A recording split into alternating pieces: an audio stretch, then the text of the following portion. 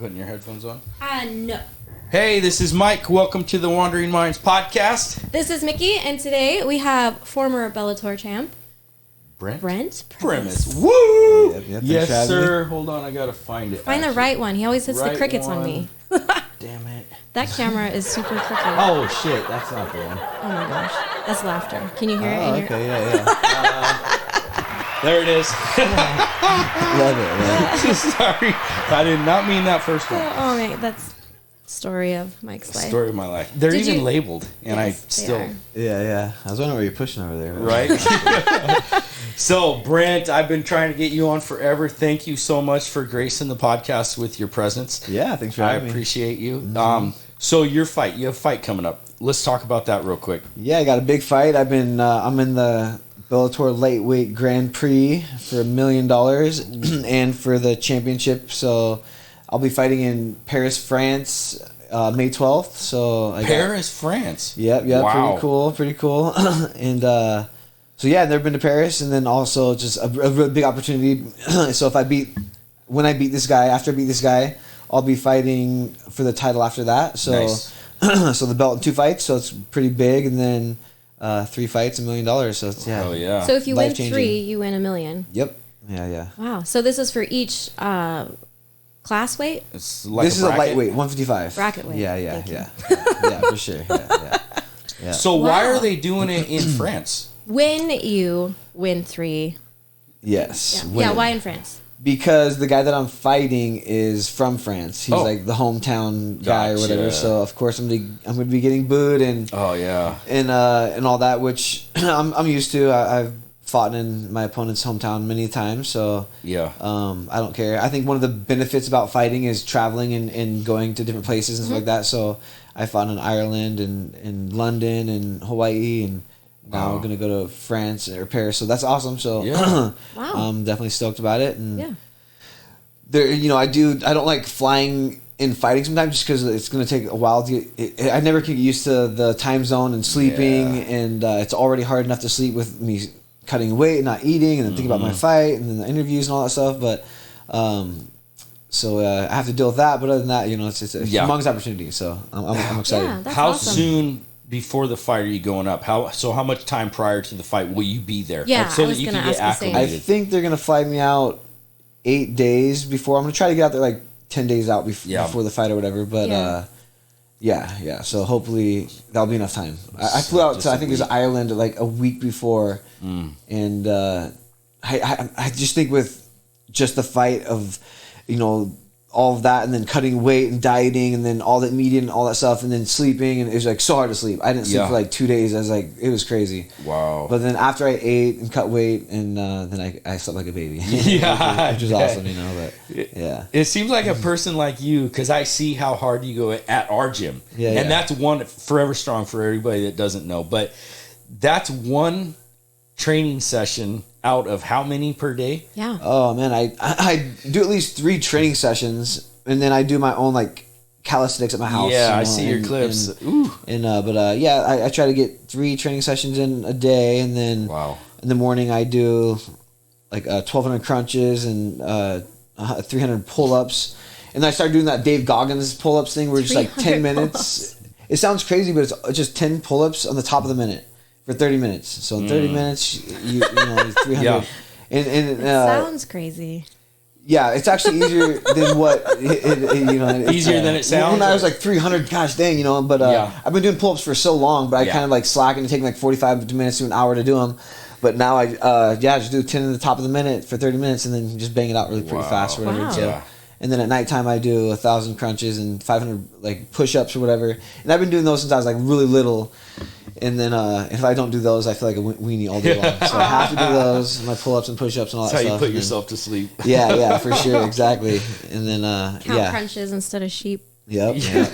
Lots of crunches, yeah. So do you think that conditioning, obviously in your fight world, conditioning is huge. Oh, it's big time. Absolutely huge. It's big time. Do you think that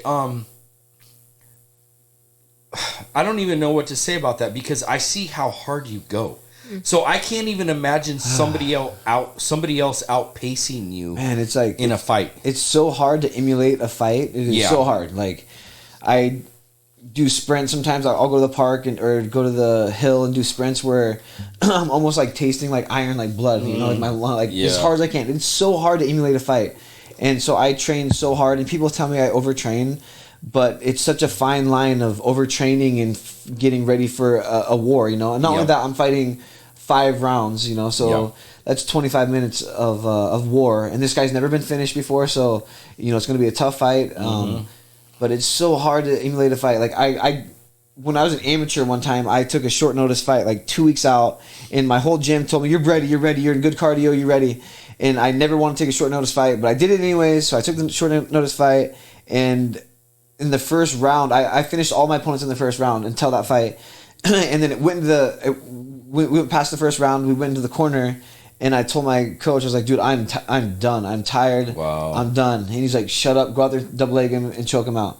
And I was like, okay. And I went out there, and I did it, and I choked him out.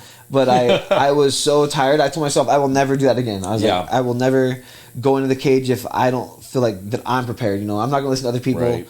And so I think cardio is the biggest thing. You can be the best in the world at whatever, or the best technique, the fastest, strongest, but if you gas out, everything goes out the window. Your thinking goes out the window, your technique goes out the window, so cardio is big time. Oh, yeah. And I hate running, I hate doing all that stuff, but I know I have to. You have to. So, but yeah. That's the beauty behind it. You hate it, but you know you got to do it, so you just grind through it and do it. Every day.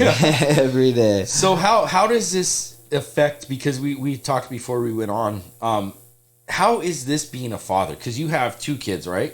Yeah. Okay. Yeah. How is this juggling being a husband, a father, and a fighter, a higher echelon fighter too? Man, it's hard as hell. But like, it's so hard. But being a father is the best thing in the world. Yeah. It's like my free time. It's my just like my, I don't know, my comfort zone. You know, like it's your space away from the real world. Yeah, right? and in fight camps it sucks because I hardly ever get to see my kids, especially when they're in school. I get to see them maybe an hour a day sometimes, and it sucks, you know, big time. Yeah. But I know, like, after my fight, I usually take like a week or 2 off and just hang out with them or whatever. Yeah. But I grew up without a father in my life, and so me being a father now just makes me want to be a way better father and everything like that. So yeah, being a dad is the coolest thing ever. It's super hard. They are little crazy kids, you know. And like we went out to dinner last night, and they were just. Oh man, yeah, it's really hard but rewarding. Yeah, absolutely. Sure. Well, I know that because at FS you bring them in there a lot, so that's cool. Yeah, for sure. They're little gym rats. Like my girl yesterday went to the gym with me 3 times yesterday. Wow. And so they're used to it. My little boy is in jiu-jitsu now. He's 5, so he's been doing jiu-jitsu for almost a year. And then my little girl starts next year. Nice. And that's gonna be good. They already know how rear naked chokes and a couple of little chokes or whatever. Good for them. So, Hell yeah. That's cool. Regardless of if they take that as a career, at least they'll have that experience for protection. Yeah, right? I'm definitely not going to push them to fight, be a fighter, but I am going to make them do jiu-jitsu until they're like 13 or 16, and then I'll give them the choice or whatever. But I just want them to be able to defend themselves. Yeah. And if I would have had jiu-jitsu in my life when I was younger, I think it would have solved so many problems and just builds your confidence, and it just changes so many things, you know, martial arts, and just being to know that you can defend yourself and everything like that. So I'm gonna make my kids do it to a certain point, but if they don't want to fight, obviously, you know, that's good. So let's talk about your early life, or wherever you want to start with. What got you into fighting? What was it? Oh man, that was like, okay, I'm gonna.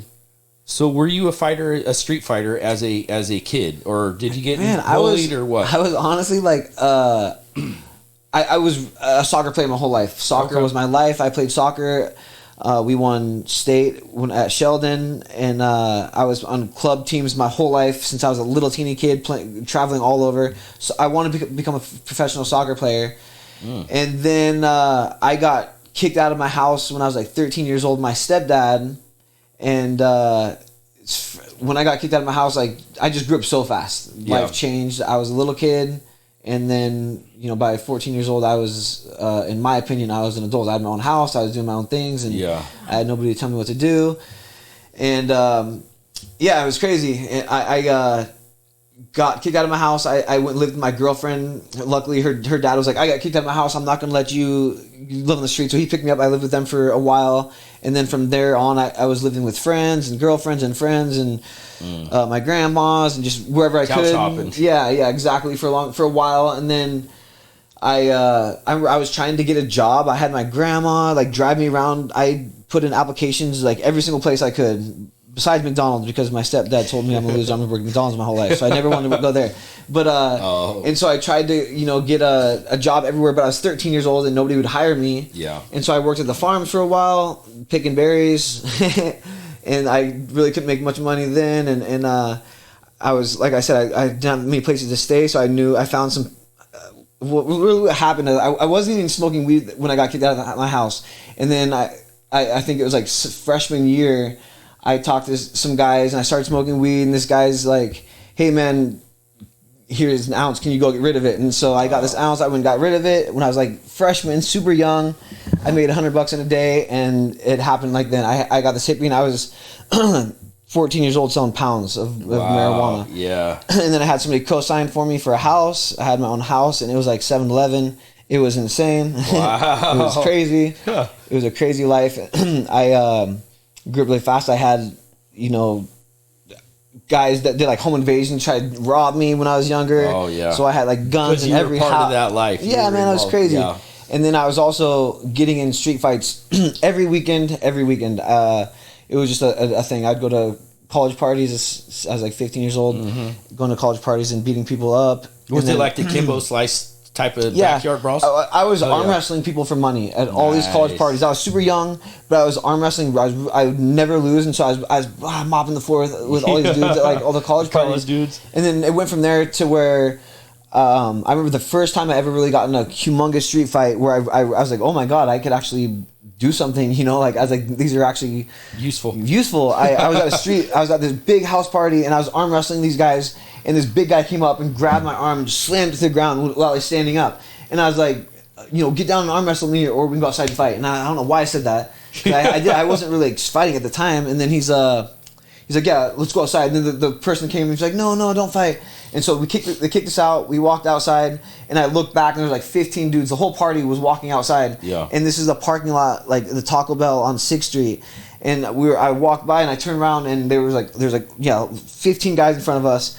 And my buddy jumped in front of them, and I thought that they were going to jump him. So I jumped in front of them, getting his back, and he ran away. And then there's 3 guys that jumped at me, and I was like, and all 3 were on the ground. And I was like, what the hell? And then from then on, it was fight time. It was on. Yeah, every weekend I was fighting people, and then were you doing it for money? Or were you just sometimes, doing it for fun? Yeah. I mean, a lot of times I'd go to house parties, be like, oh yeah, this guy thinks he's tough. This guy thinks he's tough. And then how it kind of happened. And so I was getting in fights every weekend. My hands were like, just completely, just calcium deposits, Yeah. And then my buddy's like, hey, if you're gonna be fighting, you might as well make money. So he signed me up for a cage fight, and that's how it happened. And then I didn't even train at all. I was like 2 weeks out from my cage fight, and I was like, man, I'm gonna go in this jiu-jitsu gym, see what's about. I walked in the jiu-jitsu gym. I thought I was gonna kick the crap out of everybody, and got strangled and armbarred and choked out. And I was like, oh my god, like there's technique behind this. And I knew that I was more athletic. I knew I was stronger. I knew that I could do this if I really put everything. And so I stopped drinking. I stopped doing all my crazy stuff, and started training full time. And bam, here I am. Wow. It's crazy. It's crazy. It's been a long time. Yeah. It's been a long time. Yeah. Wow. Yeah. For sure. And then, I did the MMA. I started out amateur, obviously, fought in, like, the fairgrounds in Eugene and all that stuff or whatever. And I was, like, I think I was 7-1. And then I got my black belt pretty early. I got my black belt fast compared to, I think I was like 20 something. I got it as an amateur, so it was really hard to get amateur fights as a black belt in jiu-jitsu. And so I had, like, 12 fights that backed out of me. They'd sign a contract or say they'd fight me, then they look me up and says I'm a black belt, so they didn't. So nobody would want to fight me. And so I was like, man, I almost stopped fighting and just started doing jiu-jitsu because I couldn't get any fights. Yep. And then I was training up in Portland at the time. And this guy's like, before you call it quits, I'm gonna have a manager come up and watch you spar and see if he can sign you. And so the next week they had one of my manager come down. He watched me spar, signed me. A week later, they flew somebody down from Bellator, watched me spar, and they signed me with a 6-fight contract. Wow. And then it was happening super fast. It was pretty cool. Sweet. Yeah. So when was that? Do you remember? That was when I signed the contract with Bellator. Yeah. Dang, I don't know. It's probably like 10 years ago. Or no, it's probably 7 years ago. I think it was like 7 years ago. Yeah. Wow. Yeah. So who is your, out of all the fights that you've had in Bellator thus far, what is your favorite fight that you've had, and why? Oh man, that's hard. I'd like to say the one in, I think it was in London, just because I got my Gogo Plata, and that's like a really unusual submission, but I catch people in like my Gogo Plata and Gogo Clinch and all that stuff all the time, and so it's kind of cool to catch that there in his home crowd or whatever. Yeah. You know, that was cool. Obviously, you know, fighting Michael Chandler in Madison Square Garden, winning the title there, that was big time, you know, for sure. But I just didn't really like how everything happened and all that stuff. But that was cool. Right when it happened, you know, like in Madison Square Garden, looking around everywhere, and just so big and so many people, and fighting on the same card as like Fedor Emelianenko and those guys. It was pretty cool, man. That was cool. Yeah. What are the nerves like on that stage? Oh man, it can be crazy, you know, but the one thing that helps me is just knowing that I did everything that I could have done to prepare every single day. Like, there's not one day that I slacked or I took a day off, or, you know, I just knowing that I did everything I could have done to prepare to get in that cage, it like helps me out so much, you know, like, so I just know that, you know, I could not be more prepared than I am, you know. And so if I was to go in there and half-ass it or take days off, then I'd be stressing a little bit, you know. Right. But I just know that I've trained my butt off, and whatever happens, it happens. Yeah. You know? Yeah. Go ahead. How long have you known about the fight that's coming up in May? I think 2 weeks ago. Okay. Yeah. How has your training changed since then, or are you like officially in camp? Yeah. What's crazy is like I was supposed to be in the Grand Prix lightweight tournament, and then they announced the tournament, and I was not in the tournament, and I was like, oh my god, I was so furious. Yeah, I remember that. I was like, man, I was so upset. I wanted to leave Bellator, and then I literally prayed to God, and like every day that something would happen with somebody, and I'd get put in the tournament. And obviously, I didn't want anybody to get injured really bad or anything. But, man, God works in mysterious ways. And somebody got popped with like 3 different steroids. Oh, shit. And so I'm in there. Yep. Which was kind of stupid because the tournament is an 8-man tournament. And I'm ranked 6 in Bellator. Ranked 6, yeah. So I should 100% be in there. I thought I was going to be in there. But they said that they needed somebody from the European scene to get viewers and all that stuff, so that's why they put that Mansour guy in front of me or whatever, which is crazy because I'm fighting him, and I was supposed to fight him like 6 months ago, but he said he didn't want to fight me. He wanted an easier fight in Bellator, and so now it's just crazy how everything happens, you know. Like now I'm fighting. You got to kick his ass in the tournament, you know. So yeah, it's gonna be. Well, even if they needed to add him, I don't even understand why. But why would they have taken you out? You know what I mean? There's other people that they should have removed for sure. You. Yeah. And then the other guy, AJ McKee, who was in there, he's like, he won the featherweight $1 million tournament, and then he's going to lightweight, so they put him in there, and he just signed a new contract, and his new contract was he was going to be in that tournament. So I got double screwed, I feel, you know. But hey, I mean, everything works for a reason. Yeah. You're in it. You're in it. Yeah, and you're gonna win it. Yeah. It's gonna make it way better that I wasn't in it originally, and then I'm gonna go in there and. Win this damn thing. So now you're even hungrier. Yeah, right? exactly. Hey, so tell me, out of any fighter, past, present, or future, who is one fighter that you would want to get in the ring with? That you've always wanted to fight, regardless of if you're going to or not. I mean, I've already fought him, but I would love to have the third trilogy fight with Michael Chandler. I think that'd be freaking awesome. Yeah. I would love to fight him. But if I was to fight anybody in the world, man, that'd be crazy. I think that, damn. There's so many people, you know, like ex-champs and people out there, you know, or whatever. When I used to watch Pride, I don't know if you ever watched Pride back in the day. I used to watch Pride back in the day. I used to love the Fireball Kid, Gomi. Gomi was the man. Gomi, yeah. He came over to UFC for a while, He did for a while, yeah. And didn't really do as well. I'm not sure what's up with I don't know if he's on steroids or whatever. Just I don't know what was up, but I think it'd be cool to fight him back in his prime. Yeah, and I think it would be cool to fight BJ Penn, even though I've always been a big fan of BJ. Yep. When he was in his prime, just his jiu-jitsu and his boxing. But Michael Chandler. That's who I want to fight. Yeah. Cool. Screw that guy. So is you're mainly jiu-jitsu, right? I mean, even though your background street fighting was a stand-up game, is your main thing jiu-jitsu? That's my main thing for sure.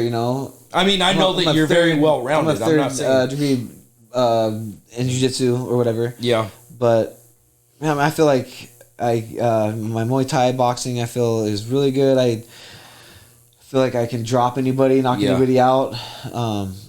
And this guy that I'm fighting, he's a tall, lanky guy. He's really, really tough. His only losses are to Islam Makhachev or whatever, the champion in the UFC. And he's lost. I think I think his only losses are like top 10 guys in the UFC right now, and they're only to decisions or whatever. So it's gonna be a tough fight. And he's like really long and lanky. So I really feel like I can stop this guy on the feet. And so I'm gonna try to knock this guy out for sure. Cool.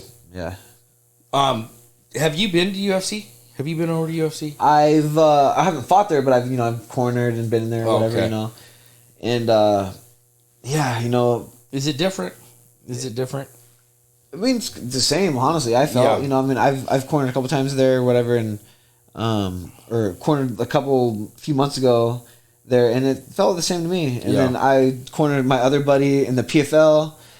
And it's pretty much all the same, just like little details and stuff like that. They have in the back or whatever, but it's all pretty much the same. Yeah. Do they market their fighters differently? I feel like the UFC does an awesome job about marketing their fighters. They have that embedded, and they do all those things behind the scenes, and they go to their houses and they do all that, and all that stuff makes a big difference. I feel like when it comes to people interacting and with their fighters or whatever, and being taken care of, for sure, and just to people to relate to other fighters and stuff like that. I think it helps to really get to know them, and I think that other promotions should do that more. I think there's like Kevin Lee, who left the UFC and he's back now, but he left the UFC and he did an interview and he was saying he's like, man, the UFC does not have the best fighters in the world. That's not it at all. Like, I've trained with so many guys in so many different divisions, so many different gyms. The UFC does not have the best fighters, but what they do is they market their fighters the best.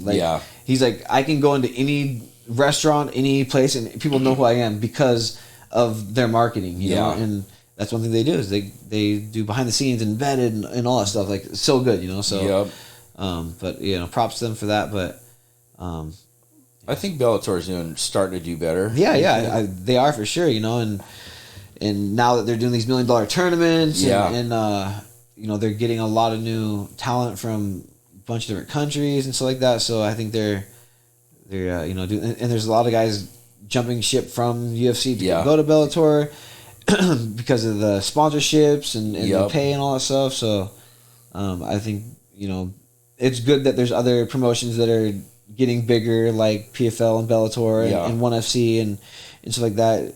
It's not good to have UFC just monopolize the whole thing and just do whatever they want. So it's good to have these other promotions getting bigger and everything. It would be cool to do like a Grand Prix between different federations. Oh man, I love that. I like the UFC will not do that because they are so scared of their fighters losing. Yeah.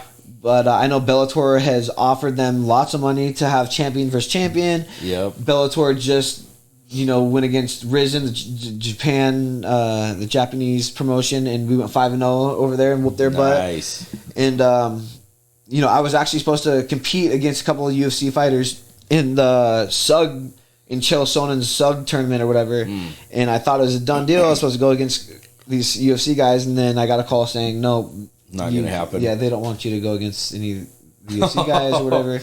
Because it will look bad if they get choked out by Bellator dudes or whoever, So they would rather just keep their guys not competing against, and not risk the chance of losing or whatever, So but Oh man, that's too bad because that could bring in so much money. For that's what I'm saying. Not only that, I was like, man, there's a couple big UFC guys that I was going to compete against, and I was like, man, I want his head. I want his on my resume, and then it didn't happen. So I was like, dang, but So you just cornered your buddy because I saw him a couple weeks ago, right? How'd he do?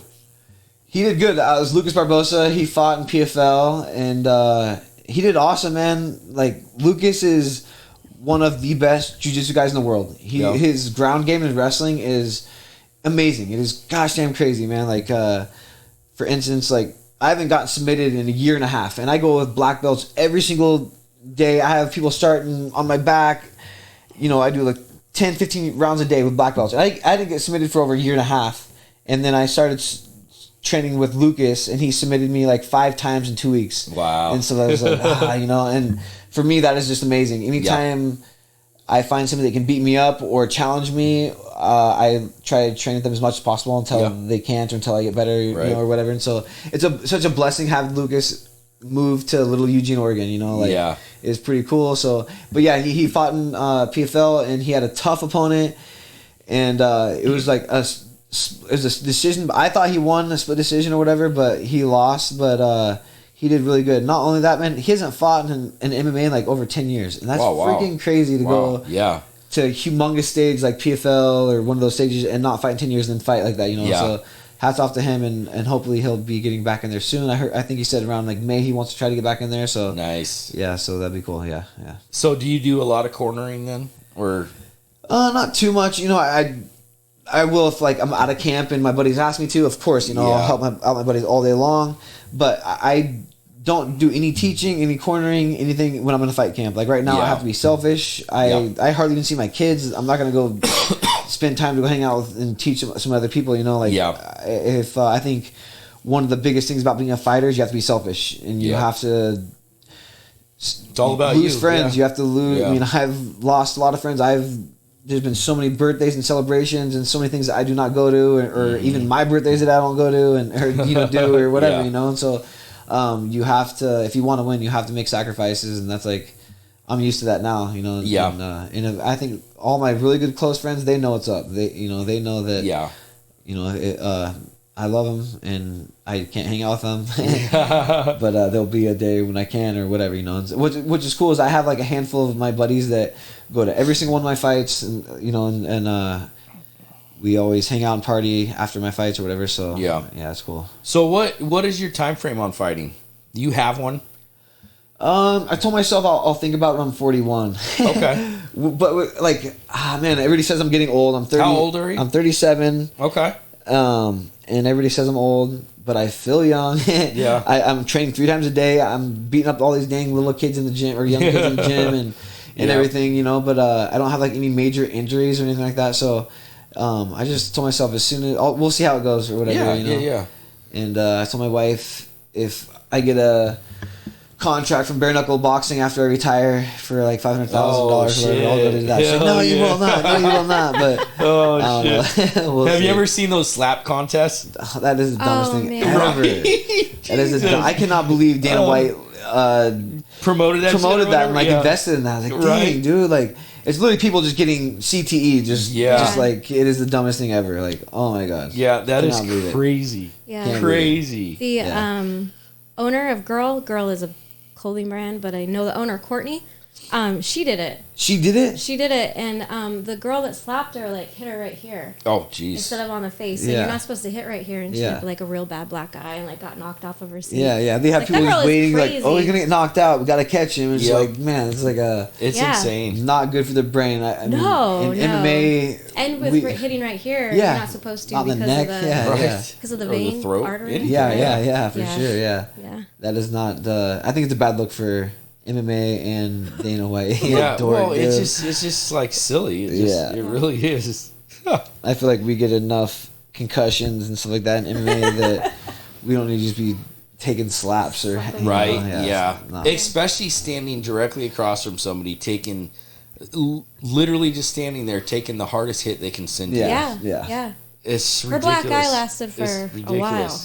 I mean, I just don't see the skill set in it. Like, you might have a strong aim properly. You might have a strong jaw, but eventually, like, the more times you get knocked out, the more times you get hit in the jaw, the more times you're gonna get knocked out, the less less strong it is. So it's like, man, they might be able take a couple hard slaps for a little while, but eventually they're gonna start dropping like rocks, you know, and then like it's an ego sport. Yeah, Is it even considered a sport? It's an ego. It cannot. That's not a sport, dude. That cannot be a sport. Oh man.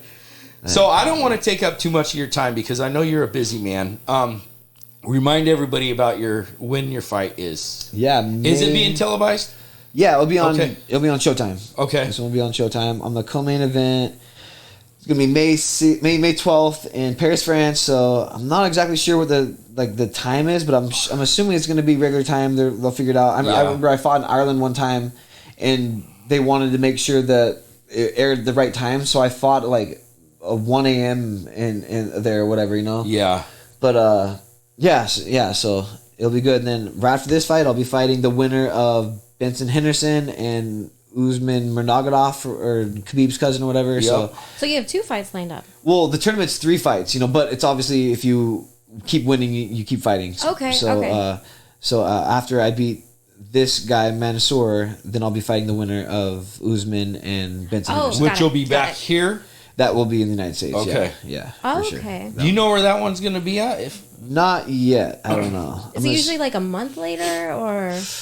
Well, how much time did they give you? I think there's 3 fights spanned out within a year, so I'm assuming they're going to be like 3 to 4 months apart. Okay. Just because of injuries and all that stuff, like, you know. So, but 3 fights in a year is like that's like perfect. What I've been wanting to keep busy and stuff like that. Yeah. So, I'm happy. I just got to keep winning and. Keep training my butt off. Gives you a good break, and then camp again, then fight. That should give me time. Like I'll fight, and then I should have like a month kind of chill, and then jump right back into camp or whatever. So it should be perfect timing. Yeah. I can't wait. So keep us posted on that. And where can people reach you? Yeah, my Instagram at Brent Primus at 155. I'm really not too big on like Twitter and all that stuff. Yeah, I like retweet stuff, but I'm not really too big on that stuff, you know, or whatever. Yeah, but my Instagram on at Brent Primus 155, and yeah. Showtime May 12th. It's going to be a good war, man. This guy's tough, and I'm going to be ready for sure. Yes, you are. Awesome. Thanks, brother. Yeah, man. Thank you. Right, man. Thank you.